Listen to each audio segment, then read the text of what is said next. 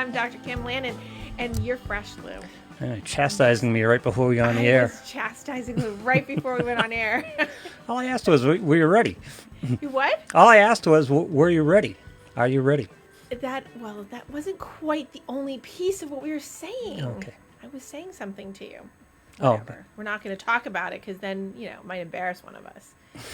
Nonetheless. Embarrass one of us? Well, maybe both of us. I don't know. Anyway, good morning. Good morning. How are the greenheads? For all you that don't know what greenheads are, they're nice little horseflies on the beach. People are complaining. I don't have much problem with them for some reason, but people are complaining. That's because you said it's because you have Sicilian sweet blood. That's what you said. I swear that's what I didn't you say said. sweet blood. I said it's probably my Sicilian blood. I don't know what it is, but they don't bother me all that much. Oh. Well, But I little heard they were black this weekend on the beach. The little black ones, those have been driving me nuts gnats. this year. Those little gnats that kind of fly up your nose and in your mouth and in your eye and stick. Yeah, I know. You look on your arm, you got like 20 of them, and those things bite too. Those have been killing me this year. Well, I will not be coming to Plum Island. Thank God snowy owls do not exist there in the summer because... Did that guy finally leave? The what? Did that guy finally leave? The last snowy owl? It was weird. It was like after that one weekend, did he just pass out? Oh my God, I don't know what happened to him. I don't know if he flew away or if they captured him and kept... I don't know what they did. I was a little bummed yesterday because there was a yacht in Newburyport for the last week or so. Yes. A 190-foot, $60 million yacht. I heard about it. And it left yesterday, and I wanted to see it leave. I wanted to see it go out the mouth. Huh? Do you know who owns it? It was a minority owner of some professional sports team. Yeah, I forget now. I had heard, and I don't know who. I heard who it was, and then I can't remember. I wasn't familiar with the guy. Yes, that's why I didn't stick. Is he a minority owner of the Redskins? I think he was a minority owner of the Redskins. I'm not sure. Maybe? No, they're not the Redskins anymore. I'm sorry. Oh, did they change their name? Oh, they're the Washington football team now. Oh. But they're changing their name again. They're taking a name. I only keep up with when everything's final. I have no idea what that is. Well, I didn't see it pull out, but I did know it was there. Yep. So I was aware. So anyway, it was quite how are you? I'm all right. That's good. So this is going to be a miscellaneous day because I had all these things to talk about. Well, one, I have to say that this past weekend, I have to pat myself on the back a little bit, which I don't really usually do, but I'm going to. Okay. Because we all have to do that once in a while. I did the Loon Mountain race this weekend. Mm-hmm. You knew I was doing that, right? Yes. I'm just making sure that we're on the same page. So I did the Loon Mountain race this weekend. Mm-hmm. Very exciting because it's in Loon, New Hampshire, Lincoln, New Hampshire. And it's a very, one of the top 10, if not, I think it's touted as the hardest or the second hardest, one of the top few, hardest mountain races in the country. And what the hell would the hardest be? I don't know. I think it's the hardest because the end of the race is 48-degree tilt up the hill. Just 48 degrees. So you're basically crawling up the hill, which this is the first year I didn't have to use my hands and knees to get up the hill. I actually stood the whole time. The course was harder this year than all the other years previous. You ran up a 48-degree incline. I did. Wow. Right. So it's a very cool race because that's impressive. The whole thing is basically uphill, except for two little sections of the new course. They let you come. It was kind of discouraging because you knew you got up like 3,000 feet, and then all of a sudden they would drop you like 1,100 feet to come down and just all over again. All over again, right? Exactly. So I would gain speed coming down. So it's entertaining. It's a little bit of a mind messer, but it was fun and it was exciting. And I PR'd by 15 minutes. Thank you very much. Oh wow! My personal record. 15 minutes. 15 minutes, and I could have probably done it faster.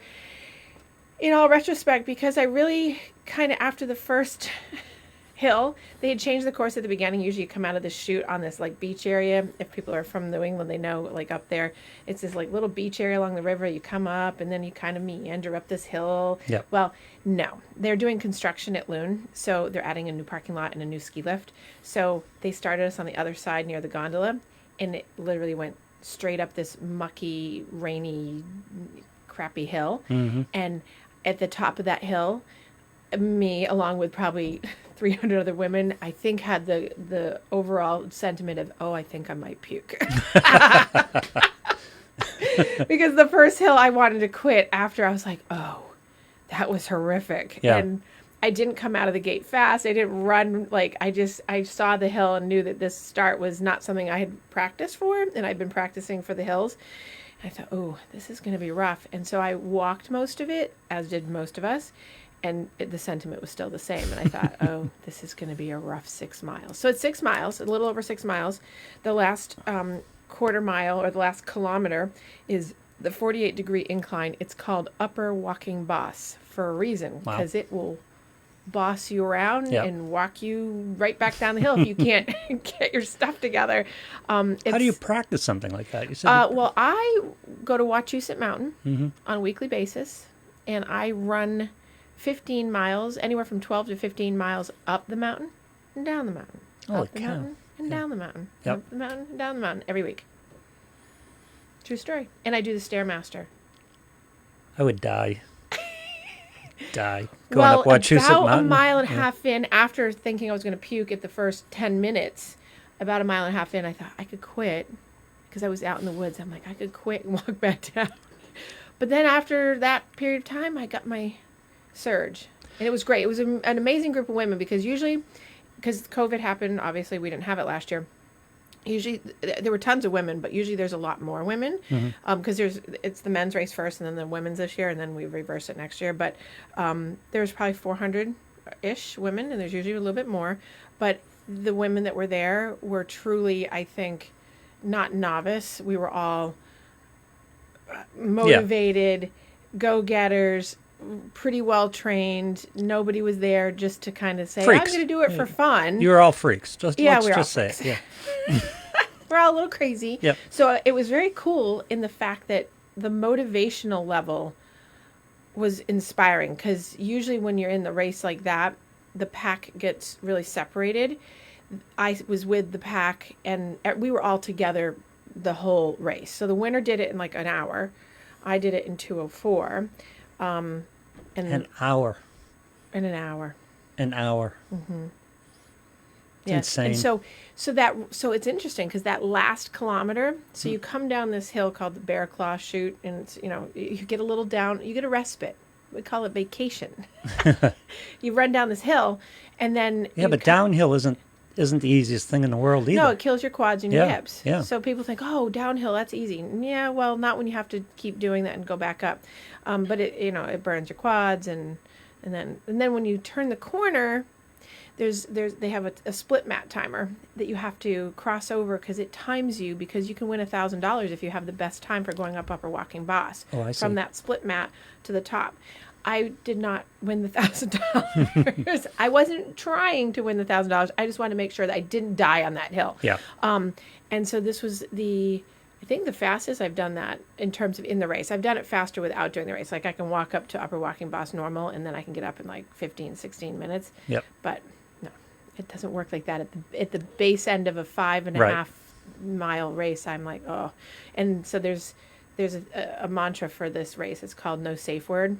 And so everyone's yelling like, what's the safe word? And like halfway up this Upper Walking Boss, there's a sign that says, don't you wish you had trained harder on hills? Oh, see. So there's all these psychological like things throughout the race. That's not right. So all of us were like yelling back to each other. We looked like Sherpas going up the mountain, like, don't you wish you'd trained harder on the hills? That's just not right. But it was exciting. It was very cool. That's the point. I would have died. And it wouldn't have been from exertion. It would have been at that point with the sign, I would have just laid down and decided to die. You couldn't, though, because you could see the finish. You could see the top. If you had laid down, I would have been like, really, Lou? Wow, that's like lame. After that sign, it would have been, screw you. You're going to have to come and get me off the mountain. Okay, well, that sign makes me mad because I'm like, I did train hills. And so whatever. But there were definitely some women around me going like, I'm never doing this again. This was stupid. Why did I sign up for this? Because this is the race that you're doing for you. There's no medal at the end. There's no T-shirt. There's no accolades. Oh, the spectators were asked to not come, even though some people cheated, like John. Came out on the course and hiked up the mountain. And John hiked up the mountain with his knee to watch you run? So he did. Good for him. Yes, he did, because this is what John does. Yeah. Because, John will continue to hurt himself. Because he wanted to be there for you. He knows. Well, he went to PT yesterday finally.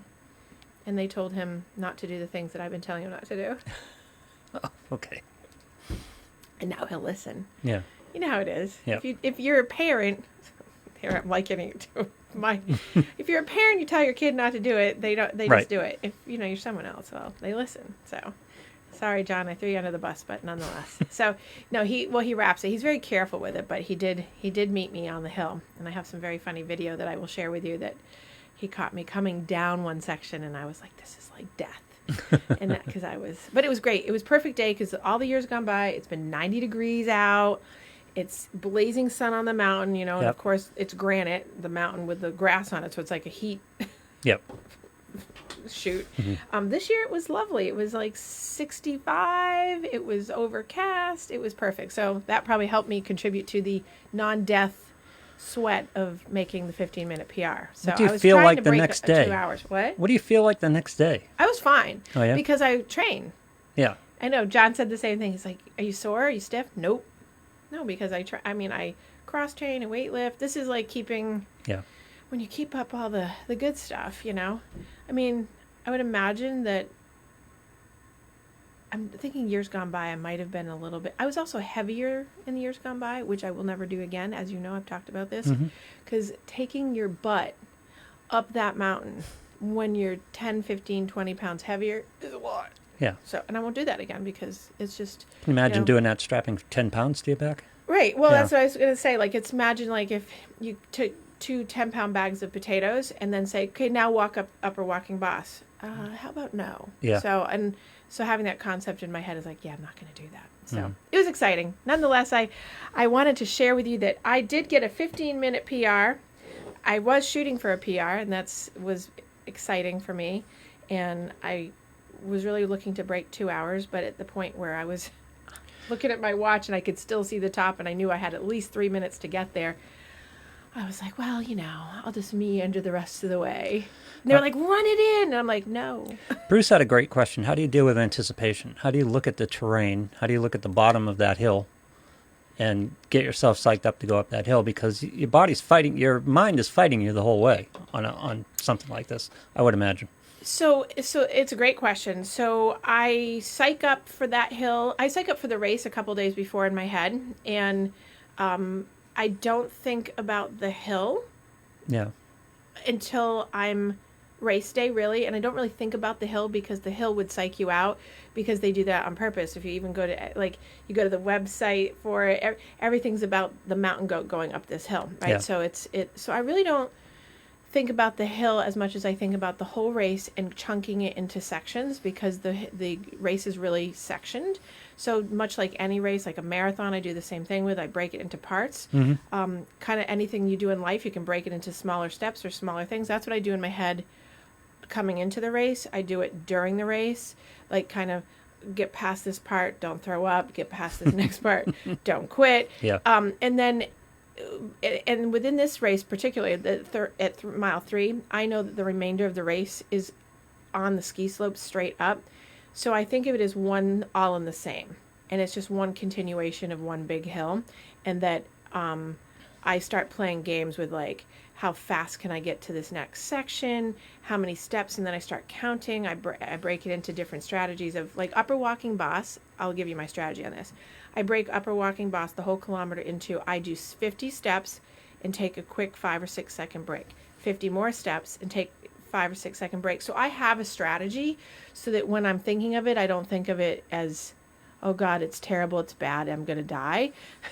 I don't. I think of it as soon as I turn the corner, it's exciting in the fact that when I turn the corner to cross the mat, I take a breather, I look up the hill, and I just kind of get this mental prep in my head of, okay, it's going to take me X amount of time, just go. And then I just do the 50 steps, hold, 50 steps, hold. Because if you stop and turn around, which some people do, you can slide back down the hill. Yeah. So strategies like that, but I break everything into like pieces. So like when I run the marathon, I don't run the marathon. No. I don't think about the end.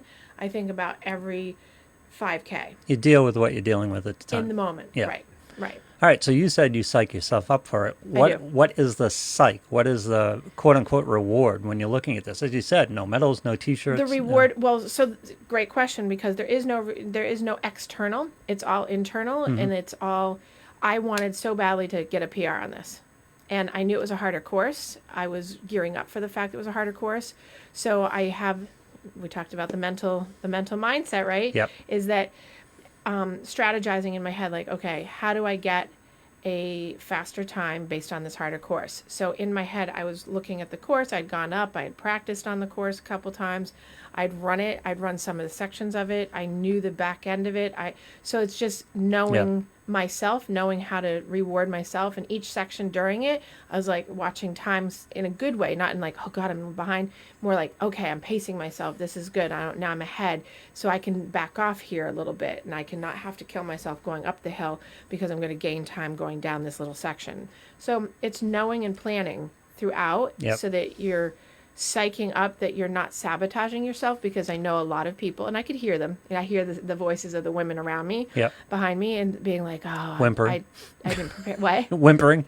Some were like, struggling, like, I don't know why I did this. I didn't train hard enough. Like, and to be able to block that out. So that actually inspired me to run faster, because I have to move myself away from people that are doing that, because you're in this race, you're not allowed to wear headsets and no music. Even though I saw people doing that, you're not supposed to. So I can't. Why? Because it's distractor, and it's motivating. Could end up falling off the mountain. Oh, it's motivating. You're taking away the motivation. You're supposed to just do without. Yeah. So you're not supposed to. Who runs this damn race? Who runs it? Yeah. Who are the sadists who run this race? Oh well, the winners are like they're hill. No. Who the organizers? Oh, the organizers, runners that are crazy. Yeah.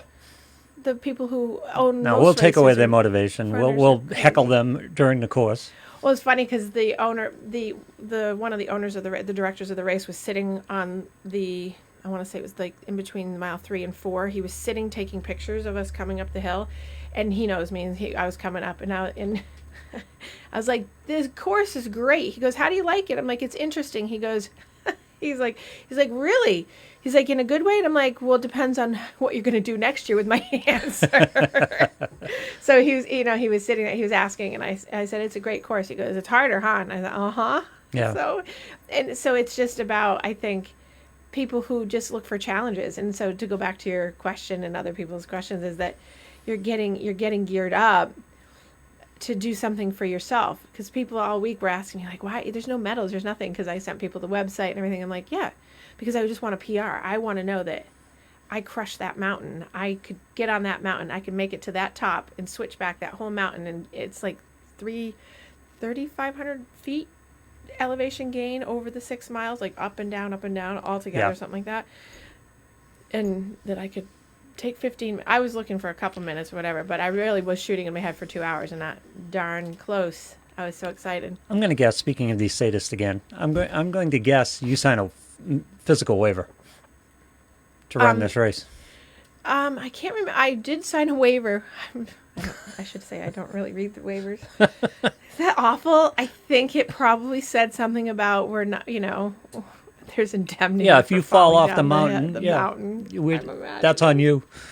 I'm imagining that that's what I signed. And realize it will take us 2 hours to get a helicopter up here. No, it's I have to say, kudos to the races I do, and either I pick them great or people are just really good at organizing them. This race is very well run, and it's organized where there are medical staff on the mountain in different various spots with ATVs, and really, AED boxes and splints and stretchers. Like they're all over the mountain in case. And the year before, I watched someone break their ankle because you're in this one section that's all trail and roots and mud, and it's terrible. And if you put your foot down and roll, thank God for great running trekking shoes. But they're prepared. So, and there's an access road all the way up that mountain, which is part of the race, which is like death. This is my quote of the weekend. This is like death. Mm-hmm. That people, they can get their access things up and down. Just there's a few spots it's hard to get to people, but as far as I know, this race I heard no issues. I mean, I think they had some minor cuts and scrapes. There's people always slide on Upper Walking Boss because it's 48 degrees and it's hard to stay if you stand up straight, not to fall backwards, or if you turn around, not to slide down. Yep. So, but it's hard not to. You have to stand sometimes to be able to like release your calf tension and your hamstrings because it's brutal. It just reminded me, excuse me, of a line from Modern Family I saw a couple days ago, where Jay says, "This was my Vietnam." Yes. And I was in Vietnam.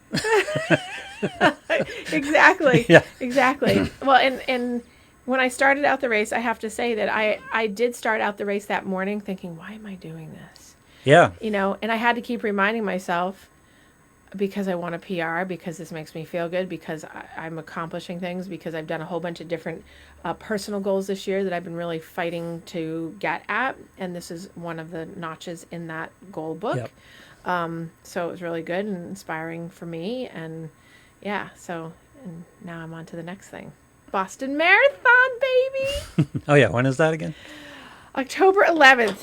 I have to start fundraising. Anybody out there that would like to help me raise the $10,000, I will give Lou my link because I haven't put the link up yet. I do have it all set up.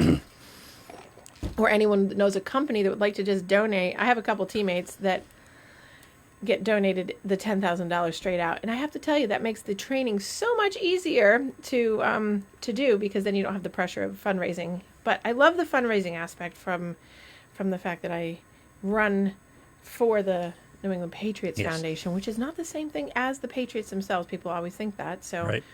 It's about the amazing foundation that gives to multiple New England charities for all the good work they do. So, but yeah, that's a big piece of running the marathon. It's actually They're not harder totally to disconnected. do the fundraising than run the race. What? The franchise and the fund aren't totally disconnected either. Well, they're not disconnected in the fact that Robert Kraft and his son are the overseers of the foundation, but they don't intermingle in terms of the money and where they're not intermingled at all. No, it's not part of their financial entity. Yeah. Right, the Myra Kraft Foundation is where it originally was started, and that's what it was, and then the New England Patriots Foundation is, but they are not intermingled in terms of what the Patriots do. So there's different fundraisers that go into the New England Patriots Foundation, but all that money is completely earmarked towards the charities that it gives to give them scholarships and individuals and stuff like that. Right. So, but anyway, I digress. So anyway, I was very excited. I know I went on and on about that, but here. So, geez, I'm glad you had a nice weekend. I did. It was so exciting. Yeah, you realize this is insane, right? What? You realize that's insane. What I did? Yeah. I did. Well, that race is insane. Let's go run up a ski hill. People. So I don't see it that way, but every time someone hears about it or reads about it, they're like, that's insane. And they even write, like, on the website, it's more this insane is an than the insane event? race for people. Like, it's the hardest race in the country. What's more insane than the event is you practice the course. How many times did you run that course? Oh, this year? Yeah. 4. Yeah, see, insane. Only in the past, month and a half. But I would start running Wachusett when the snow is completely off the mountain. I'm running Wachusett up and down. Mm-hmm. Look at your face. You're like, uh-huh. But I usually don't tell people that, but I do that. Because I'm trying to impart this lesson to other people, so I'm trying to exercise it myself. It's like everybody's got a different path. Exactly. Just don't, I'm trying not to give energy to this. It's like, fine, that's what motivates her. That's good. But whatever works for everybody. So, it's kind of like addiction. If you have to have a mindset that says, okay, where's my line? And my line is that I have to have more, because the less for me, addiction is probably a bad thing for this because it wasn't a good example, but I have to have more of a challenge, because baseline challenge for most people is not enough for me. I get it, it's but let's relate it, because let's relate to the conversation we had a couple shows ago about external motivation. Yeah, see, I'm not an external motivated person. Well, I love money if someone wants to give it to me. Well, wait a second though. I'm going to force you to parse this from external motivation. the personal best, actually doing the race, being out there with those people, is that not external motivation? Not really. Which was the basis of my question of what It's not motivates really, you. though. What is your... So external motivation, I'm not, it doesn't matter how anybody else does for me. I could be on the mountain alone, and like when I run the mountain to train, I go and test myself on myself to see how fast I can make it up Upper Walking Boss with no comparison point other than my own comparison point. So that's the same thing I do on the race. So, I mean, external, like against the mountain maybe, or like is something... But if you had run a 15-minute personal best on one of your practice runs, would you have gone home? It's like, I did it. I did my personal best. I'm done. Would I have gone home? Why and did it not have done to the be race, you mean? that day? In other words, you said the motivation for this, how you psyched yourself up for it, the goal was for a personal best. Yes. If you had gone up the week before and ran that 15 the minutes best personal has to be best. during the race. Yeah. So I could have done an hour better a week before. Yeah. That would have motivated me to do even better on the race week, but the personal best has to be during the race itself, because it's when it's official. Yeah. It's not official until it's official. Just like if I go out and run the Boston Marathon course, which I do practice that as well, better a month before I do the Boston Marathon, it gives me the motivation and the confidence, and takes away self-doubt of those things that happen on race day that, oh, I've already done this. I know I can already do this. And so you get out there and you do it as fast or faster because you have the excitement and the adrenaline and all that stuff. But it doesn't count until the race day, because that's when it's really being official. Yeah. So I wouldn't have gone home and said, oh, I don't need to do the race because I've already done it. No, because it has to have my comparison point to the actual race day under the conditions of the pressure and the strain and the people around you, just because it's a different environment. So, and I imagine that I was very close. So like in the other training times that I was up and down that mountain in the past month or so, I definitely was under 2 hours. So, but that's fine, because I also know the conditions of the race day had changed. It had rained, as you know. The course was very wet. It was just different, so it slows you down. Yep. So you just adjust for that in your head. But I already know, like, I already knew that I could break 2. So it was like, I just need to get a personal record. Even if I'd come in at 13 minutes over and still 2 minutes under, that would have still been like, woohoo. But 15 minutes was like, oh, it was so exciting. Yeah, that'll make it fun next year. Hey. Okay, I just got to get off of this one, right? So, but I think it was to the conversation I was talking about last week. I was excited to share this today because the mindset, when I said I'm not a world-class elite runner, but I run with world-class elite runners and I'm behind them.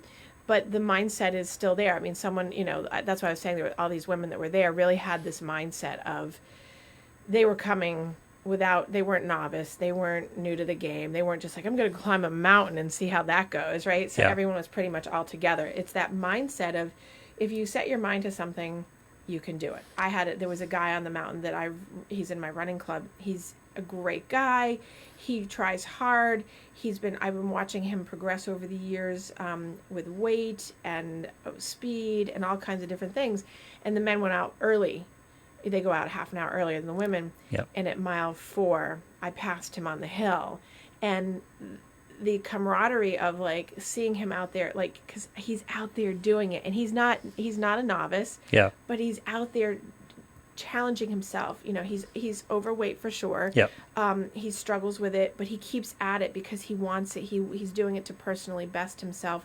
As I crawled by him on the incline, I was like, good job. And he's just like, thank you so much, you too. It's because it's so, there's the external reward, and that gives you a little bump. And at the end of the race I saw him and I'm like, good job, you're doing so great. And I know he probably did better this year than he did last. But I also know that, wow, he sticks in there watching, like, his whole fleet of men had already gone and finished essentially, and the women were coming up behind him because he's slower, but he doesn't matter because he has this mindset of, I'm just going to do it. I'm going to do it. I'm going to do it for me. It's almost tougher for him because he's I got to maintain the stamina. I haven't actually talked to him about that, and I would imagine just in the other athletes I talked to about being in the middle of a field or something like that and having people pass you and how that feels. Sure. No, I mean, if you can do the race in 2 hours, the person who needs 3 hours to do it, it's a tougher mental challenge for them. Right. They've got to sustain that motivation for 3 hours, 3+ hours. Exactly, Yeah. exactly. But I would imagine, because I've been in the Boston Marathon is not like the fast marathon of the world for me, because it's hard, right? But I have it in my headset that I know that people are going to pass me. I know that I'm here for a longer haul than 3 hours. Yeah. I know, like, you just go in with the knowledge. And I think most people go in being realistic with themselves. Right. I think. I mean, there's certainly people that think they're going to do it in no time at all and then tap out and then quit or, did not finish. They DNF. But it's usually rare in my experience with my athletes and then myself to have that happen, because mental preparation for the challenge is already set in motion, Right. which makes that mindset piece of, the Genius of Athletes book we were talking about last week, that whole piece of you don't have to be an elite athlete to have that mindset to be able to really motivate yourself forward, as long as you know what the challenge is, how to get over the challenge, how to manage the challenge, how to adapt to the challenge, all these things about real life that you can do, whether it's family, work, a race on the mountain, Yep. 48 degrees. Want to go do it? No. Come on. So not fun. It's really fun. 11 degrees on the treadmill and I'm ready to kill somebody. There's a lot of death and killing today. Whew. Jeez, 11 degrees on the treadmill and you're already falling apart. Yeah. Okay, here's the real cool perk of the race. You Yes. want to know my external?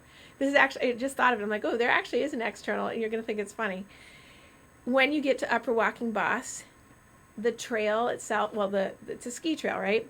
But the way you walk it and the way they have it, it's, there's no path per se. It's just the path that the runners have made, right? Mm-hmm. There's wild strawberries on the whole thing. Oh, so God. while you're literally almost face planted to the ground at the 48 degrees, Picking strawberries. picking strawberries and eating them on the way up. I like it. And everybody is. All of us were doing it because it's hard. They're like right there. You can't help it. They're so good. So there is that perk, the external of the wild strawberries. And then somebody on the mountain behind me was like, we're taking it away from the bears, because Loon Mountain has tons of bears on it. So I was like, oh, well, the bears are used to walking up this hill. I'm not, so I'm going to eat this. Bears have plenty of runners that they can pick from. They get hungry. Those bears don't eat runners. Wrong bears, wrong part of the country. Okay. No grizzlies. It's fine.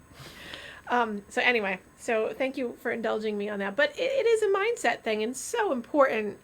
I think as an example, it was just exciting, maybe coming off of last week too. And I had reread the book and I was excited about, I'm in a good space for this race and all the things, but having that fun mindset. Okay, explain to me the mindset that I've been dealing with I will do the that. past week or so. Okay. Because I had promised myself, once I finished with the serious shows, I was going to go start weight program again.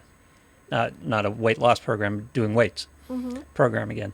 And I started it, and I immediately got into this thing that I always get into, where I don't want to go, but I don't want to not go worse than I don't want to go. It's like I go for spite. No, you said you were going to do this. Just go. Cognitive dissonance. Yeah, is that what it is? Yes. The conflict in your head Yeah. of, well, I didn't want to go in the first place, and then once I started, it's like today, I don't want to go, but I'm going to go because I'd be less happy shirking it. You're weighing out the Yeah. difference of what the impact is going to have, whether you do it or Oh no, it has nothing to do with the outcome. Okay. Fine. It is cognitive dissonance, and you can't say no because I know that's what it is. No, I don't know. That very well could be. It's just I'm not thinking of the outcome and the results and stuff like that. What I'm thinking is I am letting myself down if I don't do it. I'm going to have to live with myself if I don't go today, and I don't want to do that. It's like going up the mountain and sitting down and having some strawberries, just walking off the race. Thing. I didn't say I sat down to have the strawberries either, by the way. Yeah. I didn't have a snack by sitting and having a glass of wine and strawberries. I But kept going. it's this interesting little negativity mindset motivation here. Okay, so all kidding aside, it's actually really common. It is cognitive dissonance. It's a good example of like day-to-day life kind of thing. It's like, when I talk about cognitive dissonance, sometimes I'll mention like, some will say, well, I'm a smoker, but I don't smoke too much. I only smoke just a little bit to alleviate my anxiety, but not enough to cause me cancer. So it's like, it's that conflict constantly in your head, or someone like, oh, Let me. Can I do cake. Can I attempt a layperson's definition of cognitive dissonance? Sure. To make sure we're all on the same page. Yes. It's basically lying to yourself. It's basically telling yourself what you know is not true, living on the basis of what you know is not true. Well, okay. In other words, You're I don't missing a smoke piece, too though. much, but any smoking is too much. So it's a okay. So you want to call it a lie? I wouldn't necessarily say it's a lie, because not all cognitive dissonance could have a lie to yourself in it. It's more about the conflict between two sides. Well, a lie is conscious, and cognitive dissonance isn't, right? Well, the actual You don't realize you're lying to yourself, but that's you what don't, you're doing. Well, you don't necessarily realize you're having cognitive dissonance, but most people realize that they're having a conflict in their head between two things or three things or however many things. Yep. They just maybe not know how to define it or label it as what it is. But it's having this way of getting around doing something or not doing something, or trying to figure out how to lie to yourself. Yeah. Certainly there's pieces of cognitive dissonance that are lying. I'm trying to think of a different word, not because it's not descriptive enough to actually, it's a way of, You're acting differently than you know you should be. You don't know, because again, a lot of this is subconscious, isn't it? Yes. So yes, subconscious and is no, the wrong because word. a lot of times people, I know plenty of people in my personal life and in my professional life that have cognitive dissonance, but they know the outcome of both sides, and they pick the one that benefits them, that's the easier path, even though the outcome becomes unhealthy or bad for them. Yeah. But they know what they should pick for their,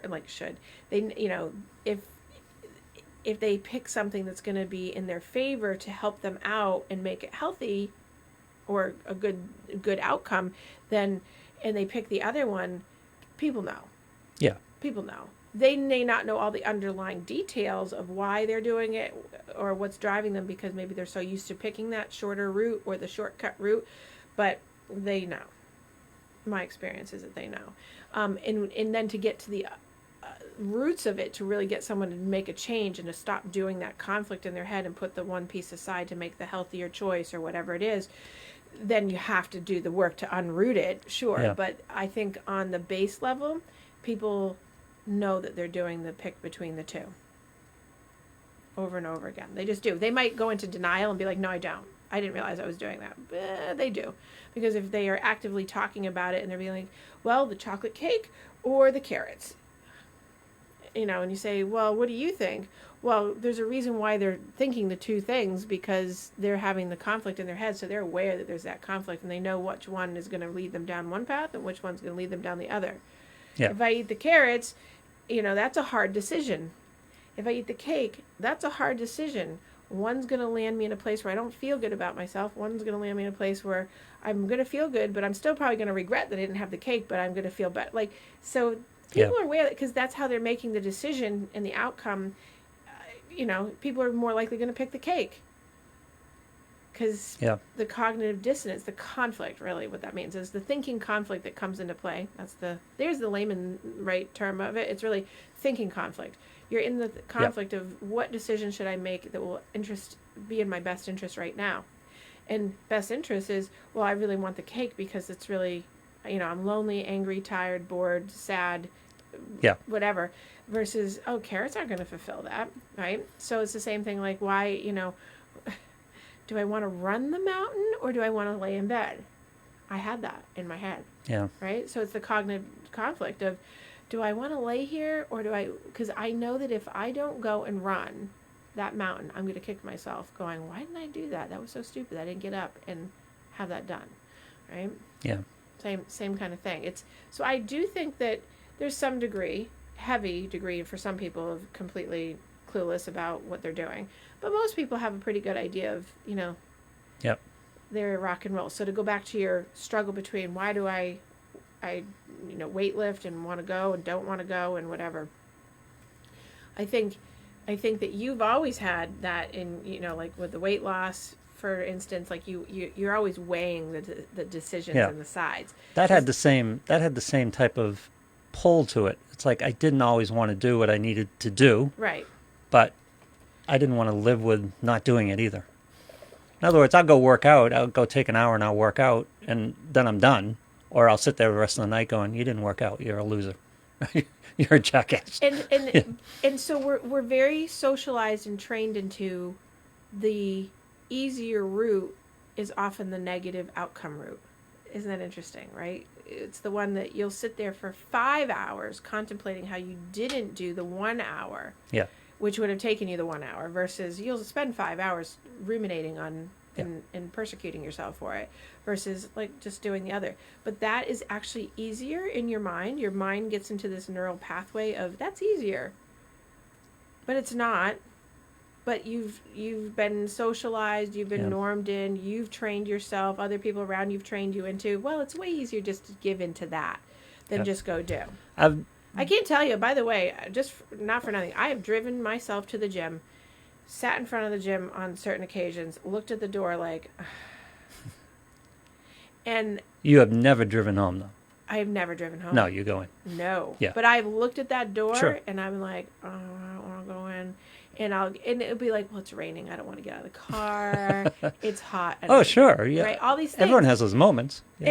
And it's then as soon as I get in the gym and I get on whatever I'm doing for like 3 or 4 minutes, I'm like, oh, this is so much better, because I push to get past that, because I know that thing is something that, oh, well, that's easier.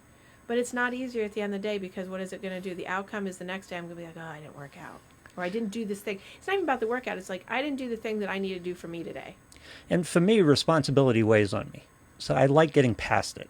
In other words, I'm a person, I sit there, I get joked about this all the time. When I'm cooking, I'm washing while I'm cooking. Right. And I'll put the plates on the table and have them out, and then I'm washing up the last dishes. Right. And then, will you come sit down? It goes, the food tastes better after the work's done. And I don't want to eat and come back and look at the dishes. Right. It's like getting those responsibilities out of the way is a reward for me.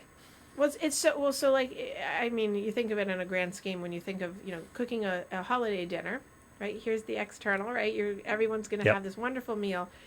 And it always works better for me when the whole kitchen, everything's completely clean, and all that needs to happen is just the serving stuff has to be out to serve, like, because it's clean, because it gives you that ability to enjoy it and have the experience.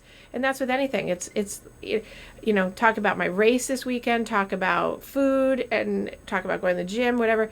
It's about less chaos leads to more motivation, because the chaos gets in the way. It's all it muddies the waters from you being able to see the clear path of what needs to happen.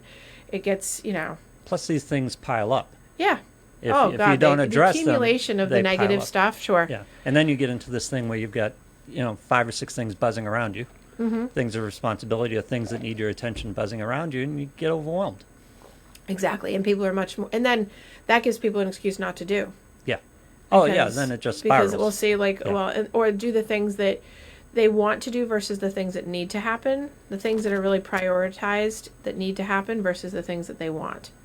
And people will do the short things like, oh, I just need to run to the grocery store. But what I really need to do is, this report. But I'm going to go to the grocery store instead. It's like, well, and then. Yeah. So it's that. So again, to the beginning of the top of the show is like, that's the thing about chunking too, is like, you have to be able to figure out want and need. Do you really need to do this, or do you want to do it? I want to do lots of things, but there's needs that have to get done. And I always say to my clients, if you do what you need to do first, then the time that you have to do all the things you want to do increases. Yeah. You just looked at me like... No, I was processing. Do you want me to repeat it? No. Okay. No, I was just processing. So I was processing a counterpoint. Because people do it in reverse, Lou, right? Yeah. I want to do blah, blah, blah. Well, there's 500 I want to do's. But the thing that you need to do ends up being like, I'll do that tomorrow. Yeah. I need to work out. Do I want to work out? No. But I need to, because it will make me feel better, and thank God I did. But what I've figured out about myself is that I need those moments where there's nothing buzzing around me. Yes. And to do that, you have to take care of the things that are buzzing around you. Exactly. Right? Because the more you have buzzing around Otherwise, you, the more chaotic it gets. If you don't do that report, and you owe that report, and you keep putting it off, then you just spend the night going, I still got to do that report. It's like a mosquito buzzing around you all night. Exactly. Well, it's always picking at you. It's always picking at you. So you never get those peaceful moments. The only way you get those peaceful moments is take care of what you got to take care of. Exactly. Yeah. Exactly. So how do we apply that then to your, weightlifting example? Like what's I'm just eliminating something buzzing around me. Right. Yeah. Right. So why not do it and get it out of the way, or accept in the moment, if you're not going to do it, just say, well, I'm committing that I'm not going to do it, and then letting it go. Good luck with that. Yeah. Exactly. Right? Yeah. Because then you'll be like, zip, zip, zip, zip. The little gnat will be around you, buzzing at you, going, you should have done it, you should have done it, you should have done it. Yep. And then what happens is it comes up the next day, and Yep. you go, you should go today.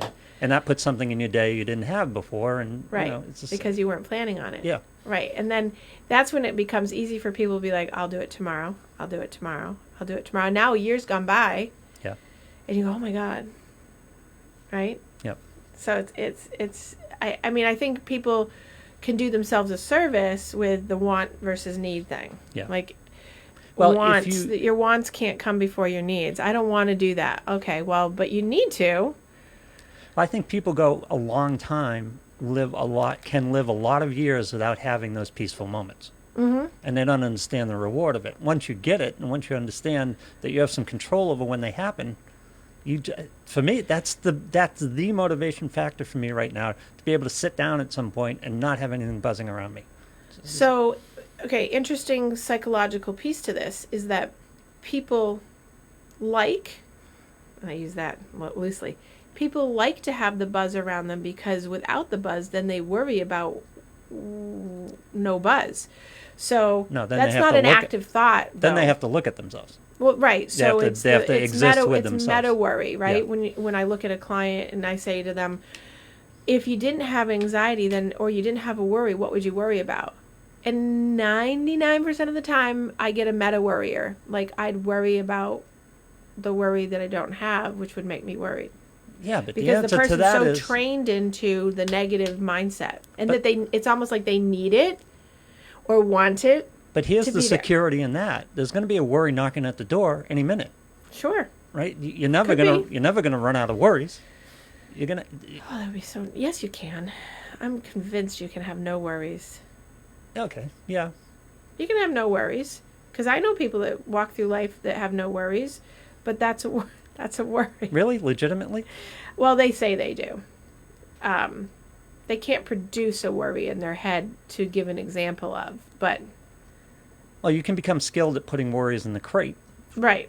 And that's not the same as that's having no worries. That's not the same thing. Well, right. Yeah. And so adjusting and adapting and compartmentalizing things and acknowledging that they're there, but not giving them a lot of feedback is what I would say. That's the process of therapy, or that's the process, even if you don't have therapy, of just being able to manage your life well, is being able to have something and say, okay, is that right now present, need to be changed, fixed, moved, right, whatever, versus people, put something out 3 years from now and say, oh my God, it's coming.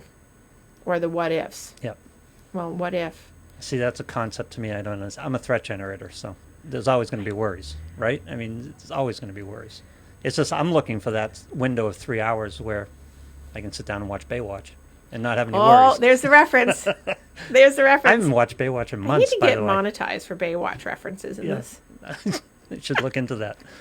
Get some residuals. Call David up. Baywatch. I haven't watched that in months, though, actually. Oh, good. Maybe because we were picking on it. Yeah, maybe. I don't know.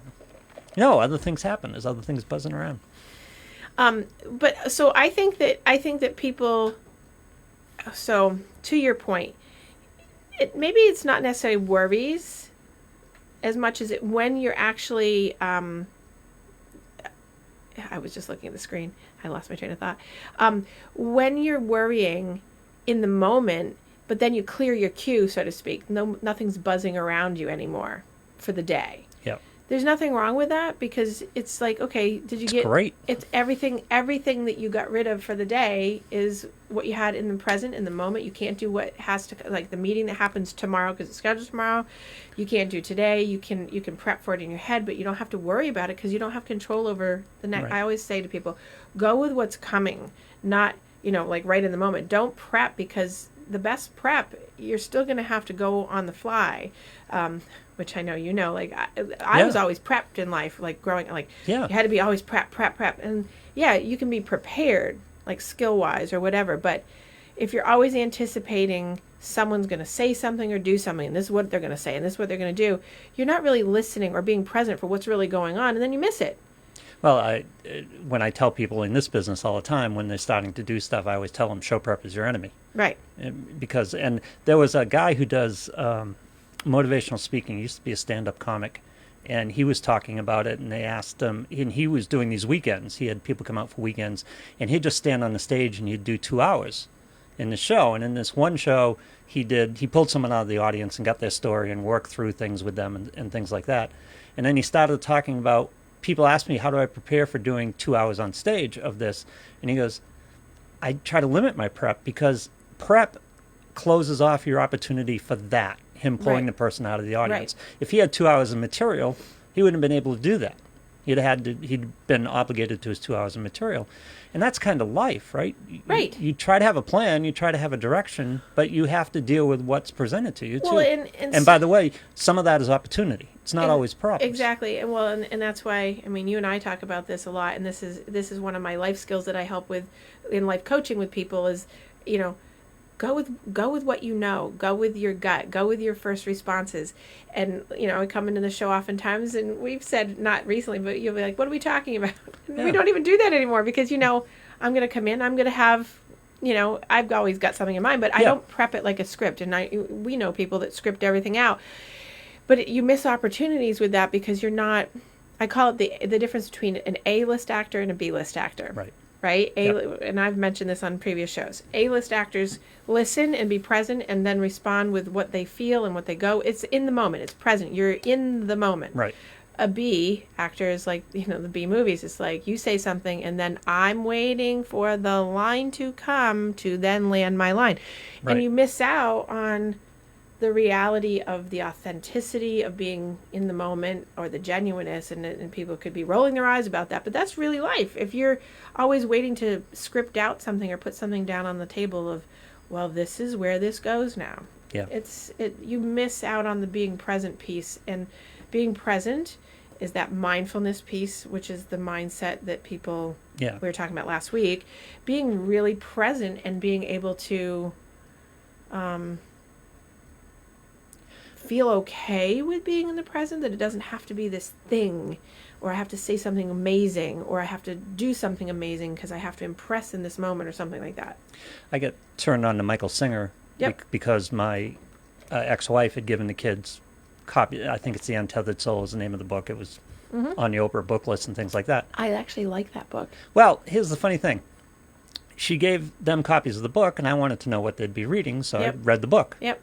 And the book was okay. I thought the book was okay. Yeah. But I started looking at Michael Singer, and there's a bunch of YouTube stuff, his appearances on Oprah, of course, and other shows, podcasts and things like that. But there are these talks he gave at Berkeley. Yep. Where he was just there, and it's just a video of him in a conference room talking to people. Right. And those really landed home. And what he talked about, which is what the prepper wants to do, he always talked about trying to arrange everything in the universe to not touch your stuff. Right. And A, you can't do it.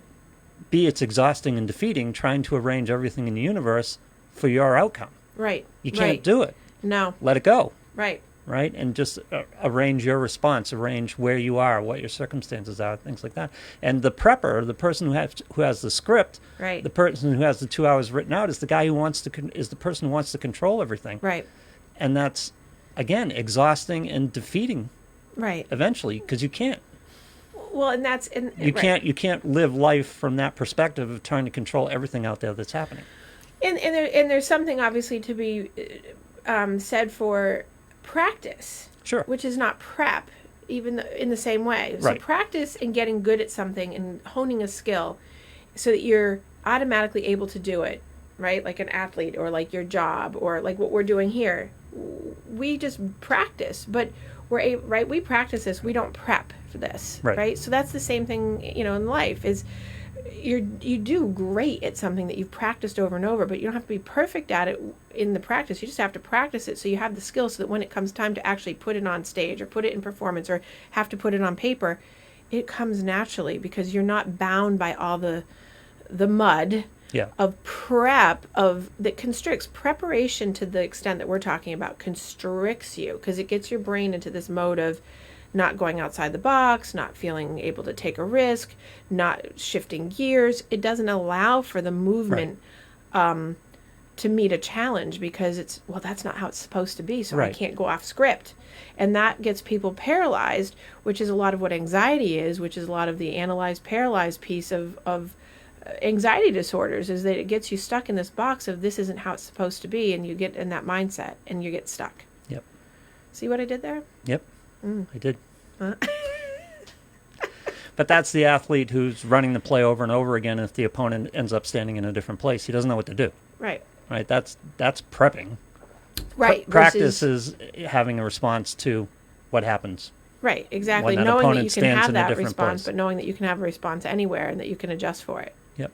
Right. And that's a mindset of a good athlete, not just an athlete who has just some experience can shift.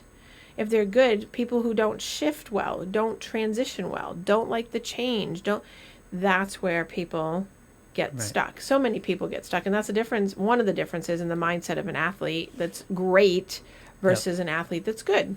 And his example was you can't control the outside. When someone runs a stop sign, you don't jump in the backseat of the car. Right. You got to keep your hand on the wheel, and you got to react, and you got to deal with that. Exactly. Right. And a lot of people, from a life standpoint, from a mindset standpoint, jump in the back seat of the car. Right. Just take the hands off the wheel. Not my fault. Happened out there. Right. I have no control over this. Yeah. You wouldn't give up control in the car. Right. Why would you give up control of your life? Right. And I think and we've had that metaphor many times before, is that what a great way to have people think of, you're in control of your own car. Yeah. And when you're blaming and you're not taking responsibility and you're externalizing, you're taking the hands off the wheel and going, oh yeah, I'm just sitting in the car. I'm in the driver's seat, but someone else is driving it. And is that really true? And I think if you look at that as a metaphor to really see that, and someone says, well, it's not my fault. It's genetics. It's not my fault. It's McDonald's fault. It's not my fault, right? People do that. It's not my fault that McDonald's made me heavy. Have we discussed my favorite McDonald's story ever? I think we have. The one about the woman who sued the guy suing because McDonald's made him fat. No. Woman suing to get toys out of Happy Meals because she couldn't stop her 6-year-old daughter from going to McDonald's because of the toys. Right. Like, okay. So, because there's another one out there because the man was suing because he had gained so much weight and it was McDonald's fault for serving unhealthy food. Yeah. Same kind of, so. That's externalizing to a, textbook degree. Right. At this point, right? Like, your daughter's 6 years old. There. You take your daughter here. You can say no, by the way. Well, and so that's the, that's the athlete mindset, right? Is like the difference between an average athlete and a great athlete typically is going to be the one that is not going to externalize that the coach was bad. I don't get any play time because it's what are you doing to make this happen for yourself? What are you doing to create an opportunity? What are you doing to meet the challenge? What are you doing to, obviously the external stressors on something can't always be controlled, but many times what you do with your mindset, you can blow through all those obstacles just because your mindset is so fine-tuned. And that takes the practice. It's not perfectionism. It's just, so what did that happen? It's okay. It doesn't really impact me. Yeah. But instead of like, I had a bad day, so. Oh, see, those are whole different people. Just hit something for me. There's the people, when something bad happens, it's not so much that's okay. It's like, okay, it happened. Right. Now I have to deal with it. Then there's the people who go out searching for bad stuff. Right. Yeah. Like an Instagram post. It's like, what do you care? Right. Yeah. What do you care what they're wearing or what they're saying? Right. So it's like, why are you putting any mental That's because energy there's into this whatsoever? I think that most of the time when people are searching out for negative stuff, one, they're trained to do that, right? Because that's kind of something that's been modeled to them usually. Yep. And then it actually feeds their dopamine rush. Yes. It's their drug. It's I'm going to feel better about myself because I'm going to be able to look at that person and say, look how bad they are. Look how Absolutely. whatever. So Yeah. because it actually gives the dopamine a pleasure, it's, unfortunate, but it's true. The dopamine is released in the happiness of someone else's misery. Well, Misery someone loves else miserable being company. someone else being less. Or because it makes you feel good. So it's Yeah. filling up your cup. I have my problems, but I'm not that guy. Right. So it's Yeah. filling up your cup, Yeah. but not your own. You're not doing it yourself. You're doing it through the pain and suffering of someone else by making yourself feel better by doing that. And that's not the same as comparing and saying, like, which is an okay thing, saying, oh, I can get through this because the other person's got it as bad or worse. And you're not doing anything to that person. But when you're looking at someone going, oh, well, ha, ha, ha, I feel better. That's different. It's, what I'm saying, right? Yep. Yep. So it's that comparison point to fill your cup up to make yourself feel good based on your own stuff versus getting the cup filled by someone else, because that cup is always going to be depleted because you're going to have to keep going to different sources, Instagram, Facebook, social comparisons to make yourself feel better. I'm not as crazy as that person. I'm not as fat as that person. I'm not as ugly as that person. Whatever it is, that's going to be a depleted cup over and over because you always have to go to the well. Right. Versus staying with yourself of like, ooh, the comparison point, like, oh, last year I did it in 2 hours and 18 minutes, or 2 years ago, whatever it was. Yeah. And this year, 2 hours and 4 minutes. It's the comparison point that's within your own self to say, oh, that feels better. I did better because of me, not because I'm putting someone else down to feel better. That's what we talked about a couple of weeks ago. You're looking for your self-image externally. Right. And you need to generate your self-image internally. Mm-hmm. That's the peaceful way to do it. Right. Yeah. Which rounds all the way back to the beginning of the race is, how do you prep for that and how do you get the anticipation going and you meet the challenges, because you prep in your head for, I want it. I don't need anyone else to do it for me. I want and I need it. Right? Yeah. So speaking of that, shifting gears just slightly because we will run out of time, the Olympics. I was going to talk about the Olympics because it's such an odd anomaly on the board this year. Yeah. And I'm hearing lots of things about people really not really that interested, which is... Every time I hear about the Olympics, I think they're running right now. They're coming 9 days. Oh, they're coming. Okay. 9 days from now. See, this. So to the point, Yeah.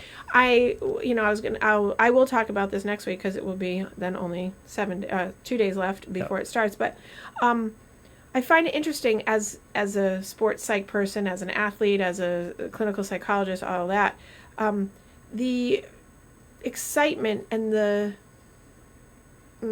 stars and stripes and all the stuff that goes with it, and the fireworks for this year doesn't seem to be there as much as it used to in years gone by. And I'm wondering if, and this is kind of an audience question, I'm wondering if we're really, if we're really just kind of like, the Olympics, what, what is that anymore? And it's sad and unfortunate, I think, for athletes because they're so excited because, obviously I'm invested in the gymnastics team and so on. And the amount of work that goes into these 6 gymnasts, for instance, or these swimmers who have literally less than, gymnasts, all in all, have less than 5 minutes to make a gold. They have a minute and a half, a 20-second run down a vault, like a floor routine that's like, it's quick. So altogether, 5 to 6 minutes altogether to make their history. Years and years of training, hundreds of hours just alone in the gym, 50, 60 hours a week just in the gym alone, stress on families, all this stuff. And then here it is, and I'm thinking the Olympics is so lackluster this year that I'm seeing. And also, Japan saying that there's a state of emergency, now no spectator, like all this stuff. I'm thinking, oh my God, all this work, and then people aren't really excited about it. That's what I'm seeing. Yeah, well, it's true. Are you seeing that too? Absolutely. Okay. And the reason is clear, because what makes the Olympics the Olympics? Why are we interested in the Olympics? We enter the Olympics and we find the athlete stories and we see the personality of the athletes and we attached to them Right. as the Olympics go on. But the reason we're interested in the Olympics in the first place is because it's the United States Right. against its nationalism. Right. That's what makes the Olympics the Olympics. Right. And nationalism is a bad word now. It's just politically, you can't be a nationalist. You can't root for the United States at this point. So even the athletes aren't rooting for the United States. So, why am I attached? I think that's one piece of it. But I also think that there's been social media. I think people just aren't as invested in the competition of that level across the board, even globally. I mean, I've just been reading all these different articles and things that are being put out, and and the BBC put out some stuff, and then even Al Jazeera's put out some stuff on the Olympics. It feels like everything's just dampened down, that nobody really cares. Usually part of the all problem, this uproar of this and that, and people getting shortchanged and not getting the Olympics. It's like, Part of that is diffusion too, because look at soccer in the Olympics. We just finished the Euro last week. We have a ton of international competitions now that people have access to all the time. So it's the Olympics used to be a once every 4-year event. And you'd get stoked for it. Right. But now there's a ton of international competition. Right. We see these athletes competing against all each the other time. on a weekly basis. Right. Exactly. Well, so it'll be interesting. So I was going to talk about that. I will talk about that a little bit more next week. And also, I was going to make a point that a few shows back, when we were talking about Naomi Osaka, the tennis player, she was, she got an award this weekend, and she was on TV, which was, you could tell she was very nervous, and she was all dressed up, and she was getting her awards for tennis. But I thought the ESPYs? Yeah. Oh, okay. And she, but I thought it was an interesting piece that here I was bringing up that she should not be ridiculed for her mental health, and then a week later everyone rallied around her it's okay to have this issue and not be shamed and fined money. And so an interesting point, last night I saw that Mattel made a Barbie doll of her, and it's the role model Naomi Osaka Barbie doll. And it's her in her little outfit that she was wearing on the, and so it's called the Naomi Osaka role model Barbie doll. And I was like, that's really great. But, 6 weeks ago, everyone was up her butt being like, poor girl, mental health issues, shame, shame, shame. And now they're going to sell a doll of her as a role model doll. Oh, and which I think on some level is really great, but I just felt like, wow, what a turn of ridiculing her as a female for one thing, for speaking up, for having a mental health issue, shaming her, and now role model, which she should be. I mean, I think she is a role model for all people. But it was just like, the shift. Yeah. It's an interesting psychological phenomenon. It was all lumped into my Olympic phenomenon with here we have this person, that Michael Phelps had the same thing. There's no Barbie doll. And then it's so I just thought it would be an interesting thing. She just wanted to play tennis. She didn't want to be in the public eye, and she signs off on a Barbie doll. I don't know if she signed off. Oh, I have to go. Yeah. I imagine I imagine she did, but I wonder what the contract of that is, or how it was negotiated, because it's an interesting thing to the point. That's why I was bringing it up, is she doesn't necessarily want to be in front, but but maybe that will help her make up for the fine that they gave her for being a normal person. There you go. She's paying for a fine. For her 15,000. But seriously, and then some probably. Yeah, her 15,000. But anyway, it was a cute doll.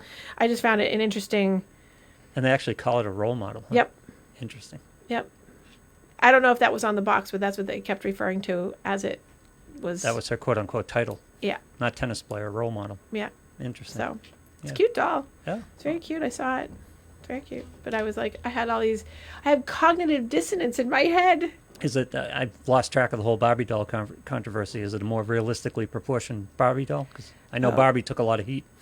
It is, well, yes, because the Barbie dolls of late have been much more realistically designed. Mm-hmm. But I don't know, because I didn't see it in person, so I'm not sure. But, There's so many things I could say here. Buy one and bring it in next I week. went right into like in my head of like the Ken doll and all the other like are they all proportionally designed? So I don't know. I'll have to go get one to see. I'm sure somebody looks like that, but In their mind. yeah.